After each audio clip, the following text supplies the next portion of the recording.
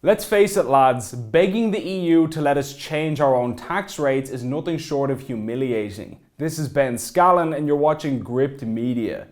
If the world was a secondary school and governments were its students, modern Ireland would be the insecure, sycophantic nerd who gets picked last for games, bumped into lockers and victimised by nuggies and atomic wedgies on a daily basis. Amid the ongoing energy crisis, with fuel and electricity prices surging to unsustainable levels, many have pointed out that over half of fuel prices in Ireland are comprised purely of various government taxes and levies. While they did give us a small tax cut on these goods recently, even the government themselves admit that this is temporary and it will not be enough to shield consumers from the rapidly spiralling costs. And so the question naturally arises, why would the government not just give us a much bigger tax cut? I think that's what most people would think of first, and the answer to that is fairly straightforward.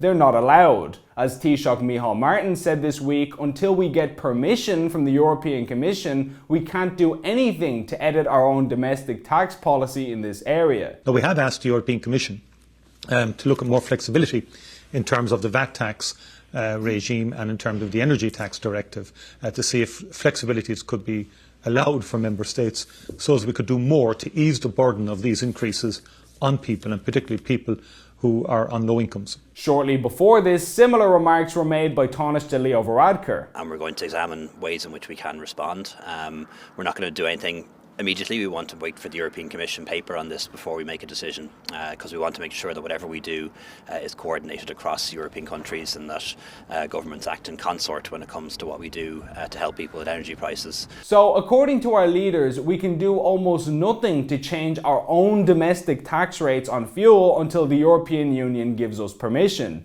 Notably, Poland was able to lower its VAT rate on food and gas in January, so either EU member states are allowed and we're just not doing it for some reason, or our politicians are such terrible negotiators that even a poor country like Poland can outmaneuver us. But either way, not a great look. With that said, if you were to ask a government politician why exactly we would submit ourselves to a situation where we don't even have full control of our own national tax policy, they'd likely give a reasonable sounding answer on its face. In short, the European Fiscal Compact, which we and most other member states are signed up to, puts certain restrictions on tax policies, debt repayments and budgetary matters for the stability of the euro as a currency.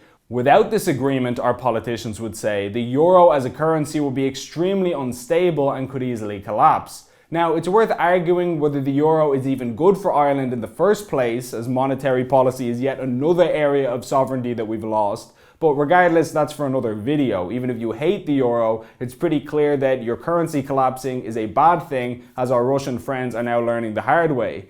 The point is, it's policies like this that saw situations like the one in 2011, where the Irish national budget proposal was seen and discussed in the German Bundestag before it was put to the Dáil. The Irish government was discussing increasing VAT to 23% at the time, and these documents were seen in a German finance committee before they were in this country. Daddy had to check our homework apparently.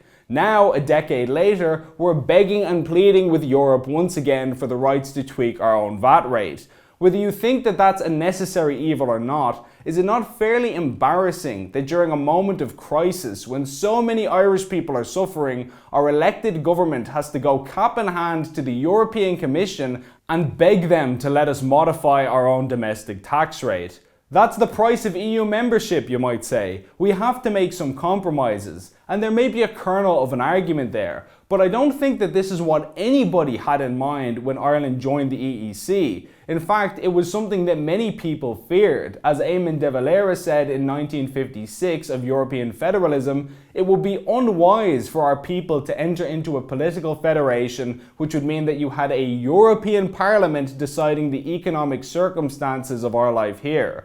Ultimately, one has to wonder what is even the point of having a government anymore if something as fundamental as taxation and monetary policy can't be controlled by our own politicians. What are we even paying them for if, when I write to my TD demanding that he lower my taxes on petrol, for example, he goes, "Sorry bud, it's out of my hands, take it up with Ursula von der Leyen." If that's true, then what do I need you for exactly? Should we not just give her the 100,000 euros a year in TD salary and cut out the irrelevant middlemen such as yourself? What purpose do our politicians actually serve at this stage?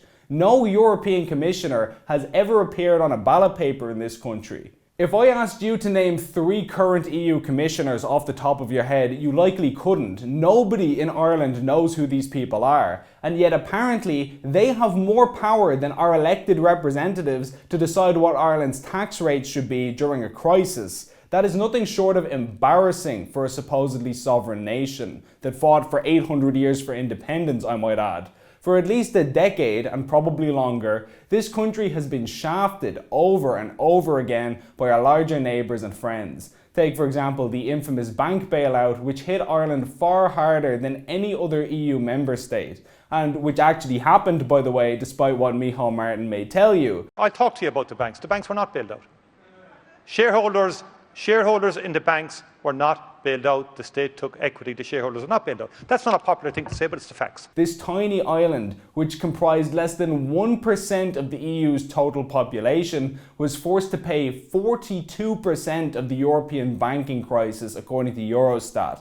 We paid even more than bleeding Germany did. Not per capita, mind you, I mean overall. When it came to the Brexit negotiations, our fishing rights were sold down the Swanee, with Irish fishermen losing 43 million euros per year in quota in their own waters. Just last year, many bigger countries in the OECD put pressure on the Irish government to make us give up our famous 12.5% corporate tax rate.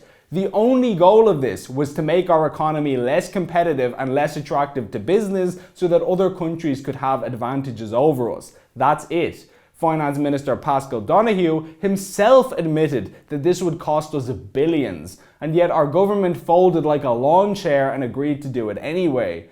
On and on the examples go, just one swift kick in the stones after another. Whether intentionally or unintentionally, we always seem to come out the worst of almost any situation that involves our international peers. And yet apparently, when disaster strikes, we have to beg for permission to help ourselves in our own country. From our currency, to fish, to energy, to tax, borders, and maybe even soon defense as well, everything that makes a nation self-governing is rapidly evaporating right under our noses. Instead of begging for a scrap of autonomy like Oliver Twist begging for gruel, we need to have a serious national conversation about the state of Irish sovereignty and how much more of it we are really willing to give away.